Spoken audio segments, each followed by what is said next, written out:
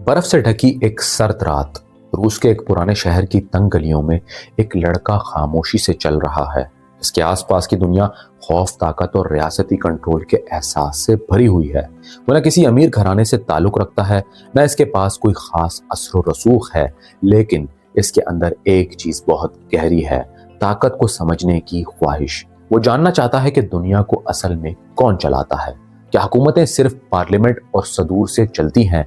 क्या फौज असल ताकत है, या फिर वो लोग जो पर्दे के पीछे बैठकर फैसले करते हैं, फाइलें खोलते हैं, फोन सुनते हैं, राज जानते हैं और फिर पूरी रियासत का रुख बदल देते हैं?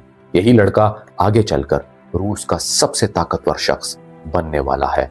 एक ऐसा आदमी जिसने खुफिया एजेंसी के एक अफसर के तौर पर अपने सफर का आगाज किया, सोवियत यूनियन के टूटने को अपनी आंखों से देखा और फिर एक बिखरे हुए मुल्क को संभालने के नाम पर ताकत को इस अंदाज में अपने हाथ में जमा किया कि कई लोग इसे जदीद रूस का मेहमार कहते हैं और कई इसे एक सख्त कीर हुक्मरान। इस शख्स का नाम है व्लादिमीर पुतिन। सवाल ये है कि आखिर एक आम केजीबी अफसर रूस का सबसे ताकतवर लीडर कैसे बन गया? इसने रूस को कैसे बदला? और इसकी कहानी सिर्फ एक शख्स की कहानी है या एक पूरी रियासत की सोच की कहानी?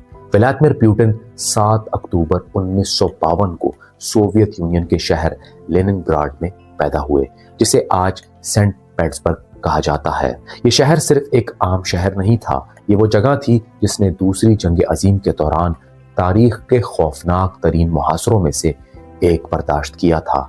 जर्मन फौज ने इस शहर को घेर लिया था और भूख, बीमारी और बमबारी ने लाखों जिंदगियां निकल ली थी। पुतिन के वालिद ने जंग के दिन देखे थे। वो सोवियत बहरिया और बाद में फैक्ट्री के काम से मुंसलिक रहे। इनकी वालिदा एक सादा घरेलू खातून थी। पुतिन का बचपन किसी शाहाना माहौल में नहीं गुजरा। इनका खानदान एक ऐसे अपार्टमेंट में रहता था जहां कई खानदान एक ही इमारत में मुश्तरका बावर्ची खाना और बाथरूम इस्तेमाल करते थे। ये वो रूस था जहां गुर्बत, रियासती नज़म और जंग की यादें अभी तक जिंदा थी। बचपन में पुतिन न बहुत नुमाया तालिब इल्म थे और न ही शुरू से ऐसे नजर आते थे कि एक दिन रूस के सदर बनेंगे, लेकिन इनमें एक चीज शुरू से देखी गई, वो थी जिद और कंट्रोल की ख्वाहिश। बचपन में वो जिस्मानी तौर पर बहुत ताकतवर नहीं थे, इसीलिए उन्होंने अपनी कमजोरी को ताकत में बदलने का रास्ता तलाश किया। वो मार्शल आर्ट्स की तरफ आए। जूडो और सांबो ने इनकी शख्सियत पर गहरा असर डाला। जूडो में सिर्फ जोर नहीं, तवाजुन, वक्त, हिकमत अमली और सब्र भी होता है। यही चीजें बाद में पुतिन की सियासत में भी देखी गई। वो सिर्फ